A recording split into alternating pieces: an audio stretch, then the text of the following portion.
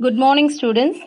In the last video, we have seen what is management, what is the definition of management, is management an art or science, the difference between management and administration. And in this video, we'll learn about what is management process, what are the principles of scientific management, principles of modern management, and span of management. First, management process. In management, there is planning, action, control, cycle. A process indicates the dynamic nature of management. Management is a cyclic process. It goes on. It's an ongoing process. First, there is a planning, and that plan is put into action, and there is a control over the action to achieve the goal. Next, the process indicates the dynamic nature of management. Management has framed certain principles, and these principles are flexible in nature. And these principles, if you see, change with the changing environment. There are twin purposes of management process. One is maximum productivity or profitability, and the second one is maximum human welfare and satisfaction. So any organization, if you take, these two purposes are there in the management process. That is to earn more profit and also to produce the maximum. Next one is satisfaction of the workers and or employees. So these two are the two purposes of the management process. The next we'll see what are the 5 parts of management process. The 5 parts of the management process are: management is coordination, management is a process, management is a purposive process, management is a social process, management is a cyclical process. Now we'll see one by one. The first process, management, is coordination. The manager of an enterprise must effectively coordinate all activities and resources of the organization, namely men, machines, materials, and money, the 4 M's of the management. That is, the manager has to coordinate the economic as well as the human resources in an effective way in order to achieve the goal of the organization. Next, management is a process. The manager achieves proper coordination or resources by means of the managerial functions of planning, organizing, staffing, directing, and controlling. So in an enterprise, the manager uses these managerial functions to coordinate all the activities and resources in the organization.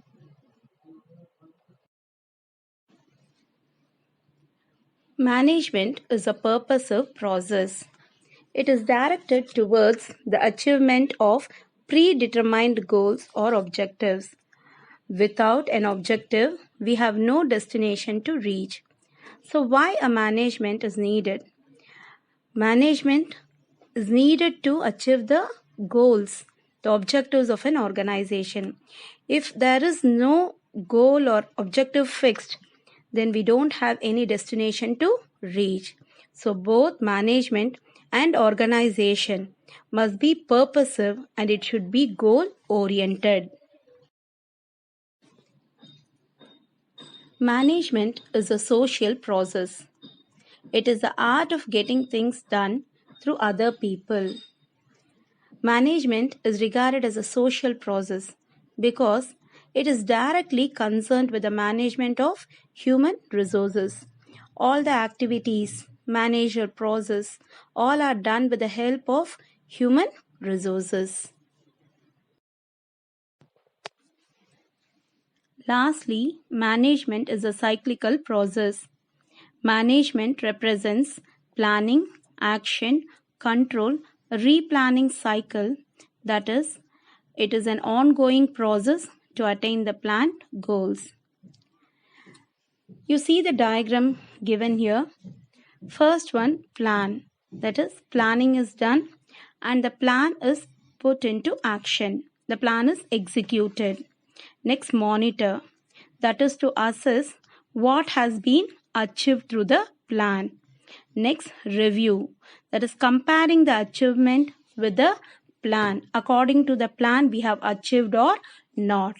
Next, control. So next, the achievement. If we have not reached the planned goal, what remedial action has to be made? What action is needed to achieve the planned goals? So again, planning is done. Replanning is done. So this keeps on going till the planned goals are achieved. The next topic we are going to see is principles of scientific management. We'll just see an introduction of Taylor. Frederick Winslow Taylor, who is widely known as F.W. Taylor.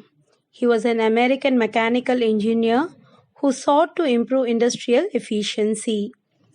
He is regarded as the father of scientific management and was one of the first management consultants. Taylor conducted experiments with African and South American slaves employed in a coal field in England. And through his experiments, he brought about a scientific approach to managing the workforce. His aim was absolute harmony in workplace is needed for the overall productivity of the organization. So the 5 principles which were put forth by Taylor are science, not rule of thumb, harmony, not discard, mental revolution, cooperation, not individualism, and the last one, development of each and every person to his or her greatest efficiency and prosperity. So we'll see these principles one by one in brief. The first principle is science, not rule of thumb. What does this rule of thumb mean? Rule of thumb means decision taken by manager as per their personal judgment. According to Taylor, all activities of business can be scientifically planned. So this will help in saving time as well as human energy. Decision should be based on scientific inquiry with cause and effect relationship. For example, the alarm made you wake up. So the alarm here is the cause and you wake up is the effect. So this principle is concerned with selecting the best way of performing a job through the application of scientific analysis and not by perception or hit or trial method. Perception or hit or trial method is nothing but that is without any reasoning, intuition. In intuition, doing a work, then it's hit or trial method is to guess a solution for the work. So that must not be there. The work which is assigned to any employee should be observed, analyzed in such a way to perform the work effectively.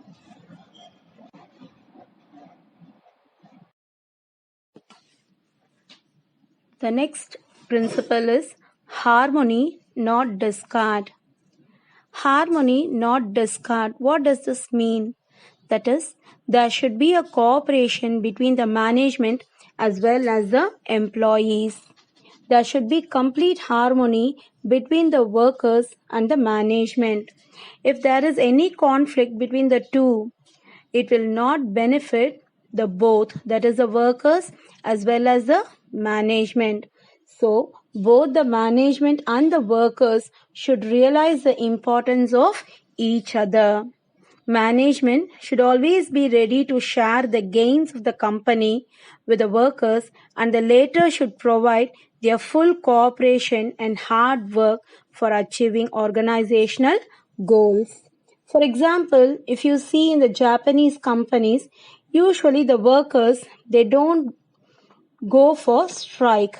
So what they do is just they wear a black badge to show their oppose. So they go for work. They usually work more hours than the normal hours. So why do they do so is to impress the management that their focus is on both, that is on their demands as well as on the organizational objectives. The third principle is mental revolution. So this technique, the mental revolution, it involves change in the attitude and outlook of workers and management towards each other. Both of them, as I told you earlier, both the management and the worker should realize the importance of each other and should work with full cooperation. Management as well as the workers should aim to increase the profits of the organization. Workers, they should put in their best efforts so that the company makes profit. And in the same way, the management should share a part of their profits with the workers. So there should be a spirit of togetherness between the workers as well as the management. The next principle is cooperation, not individualism. This principle is nothing but an extension of the principle harmony, not discard. Both the principle lays stress on cooperation between the workers and the management. There should be cooperation, there should be mutual confidence between the two. Workers should be considered as part of the management and should be allowed to take part in decision making process of the management. So if any worker gives a suggestion, it should be welcomed by the management, and if that suggestion prove to be beneficial to the organization, and the worker should be rewarded for that also. So workers should be treated as an integral part of the organization, and all important decisions should be taken after due consultation with the worker. Taylor also suggests that there should be a proper division of work and responsibility between the two, and management should always guide, encourage, and help the workers. The last principle, development of each and every person to his or her greatest efficiency and prosperity. By this principle, Taylor says that efficiency of any organization depends on the skills and capabilities of its employees. To attain the efficiency, steps should be taken right from the process of selection of employees. So employees should be selected scientifically. Their physical, mental, and intellectual capabilities should be taken into account before assigning them any work. Efficient employees, they produce more to earn more, and this ultimately helps to attain efficiency and prosperity for both the management and the employees. Thus, the principle of Taylor's scientific management theory has brought cooperation between the managers and the workers. It has introduced systematic selection and training procedures. It provided a way to study workplace efficiency. The next topic we are going to see is principles of modern management. Mr. Henry Fayol is regarded as the father of modern management. According to him, there are 14 major principles of management, and these principles are to be practiced by every manager for the success of the organization. Now we'll see the 14 principles put forth by Mr. Henry Fayol. The first principle is division of work. According to this principle, the whole work is divided into small tasks.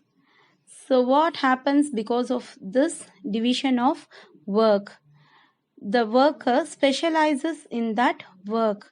The skills of the worker develops, which leads in increasing productivity. Thus, division of work leads to specialization, which increases the efficiency of labor. The second principle is authority and responsibility.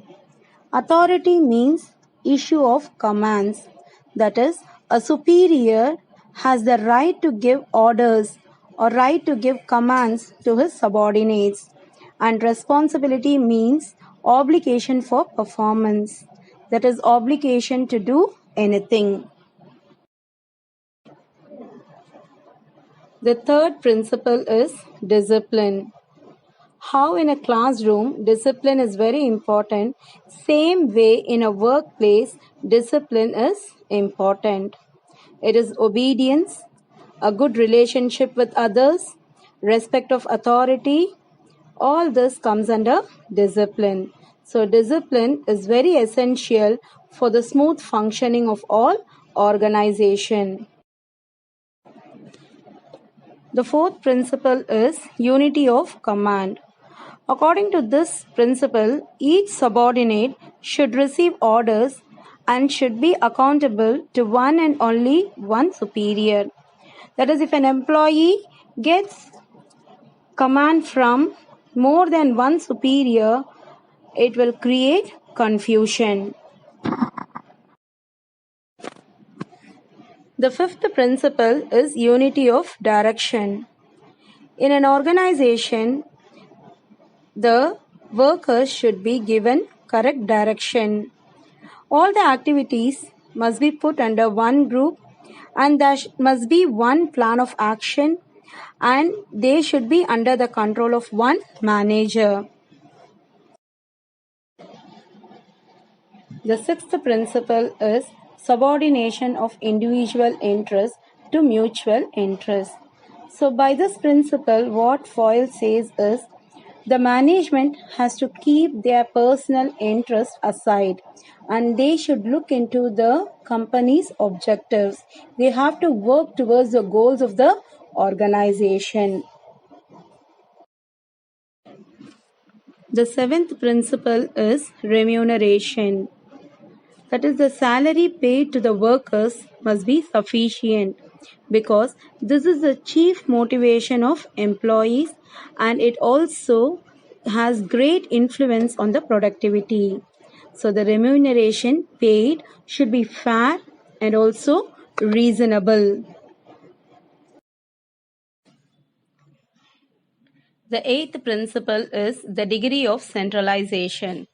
According to Foyle, centralization means the concentration of decision-making power, the authority, it lies at the top management, that is the executive board.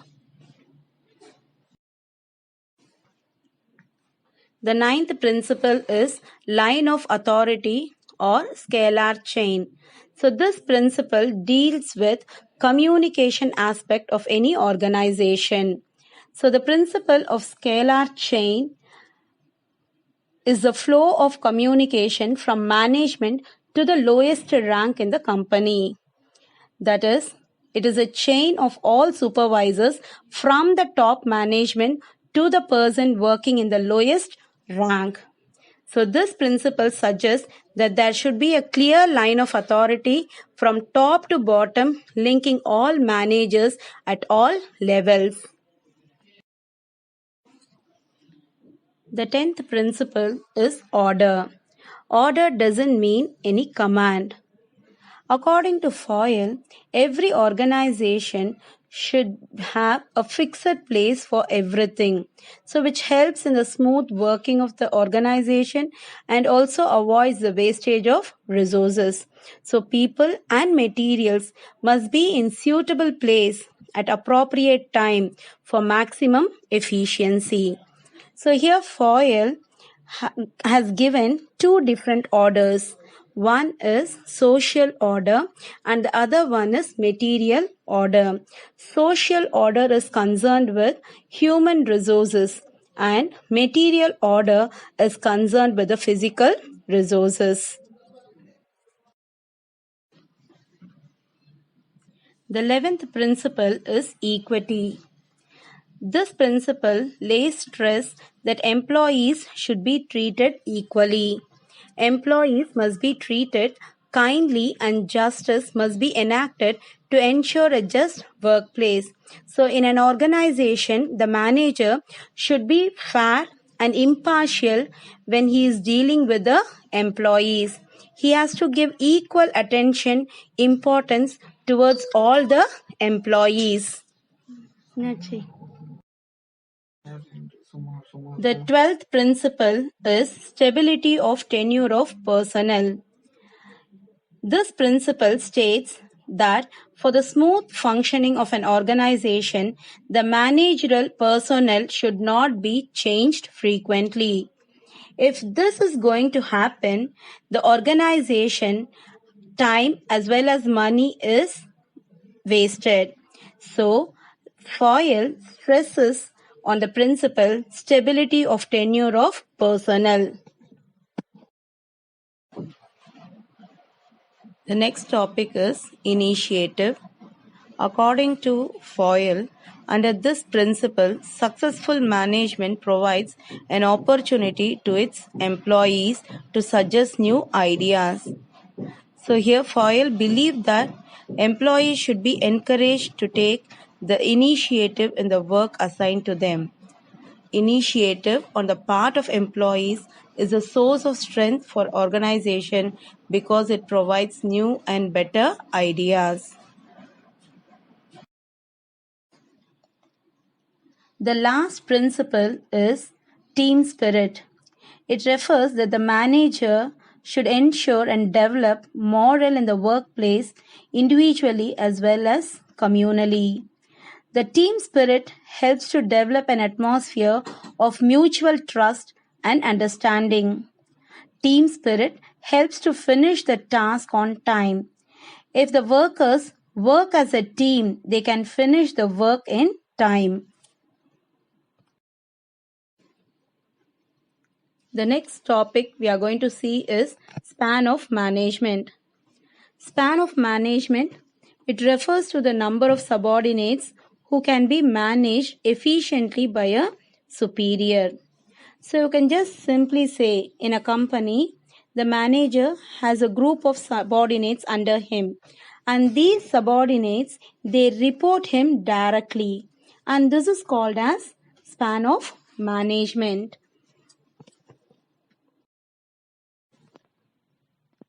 The span of management has two implications.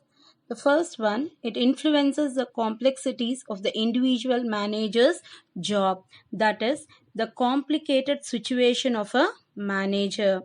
The next one is, it determines the shape or configuration of the organization, that is, it determines the shape, that is, the structure of the organization. The span of management is related to the horizontal levels of the organization structure. There is a wide as well as narrow span of management.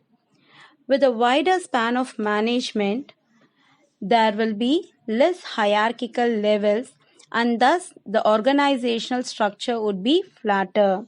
So what does this mean? That is, in a wider span of management, a single manager will be there and he will look into a large number of subordinates. Under him, a large number of subordinates will be there, employees will be there. So what happens is, this gives rise to a flat organization structure. With regard to the narrow span of management, the hierarchical levels increases. Hence, the organizational structure would be tall. That is, a single manager oversees few subordinates. Under him, a few subordinates will be there. So what happens is this gives rise to a tall organizational structure. So under each manager, a few subordinate will be there. So more number of managers are needed here. There are advantage as well as disadvantage in both the organizational structure, that is in wide span of management as well as narrow span of management. But in tall organizational structure, that is narrow span of management, it imposes more challenges. It faces more challenges because if the span of management is narrow, that is a single manager and under him a few subordinates. So here already I have told you more number of managers will be required under the narrow span of management. So the organization has to spend more on the salaries to be paid to each manager. The next one, with more level in the hierarchy, the communication suffers drastically. That is, there will be a communication gap because of this tall structure. Next one is there will be lack of coordination and control because the operating staff, that is the employees, they are far away from the top management. The advantage of narrow span of management is it increases the level of contact between the manager and subordinate. It enhances communication between the manager and the subordinates. So the disadvantage of wider range of management is a single manager and he supervises a large number of subordinates. So he finds it difficult to look into the large number of subordinates, to manage the large number of subordinates. Next, the benefit of using the wider span of management. So in the wider span of management, the number of managers are reduced. So the company need not spend more for the remuneration of managers. Next, the subordinates feel relaxed and they develop their independent spirits in a free work environment. And there is also no strict supervision.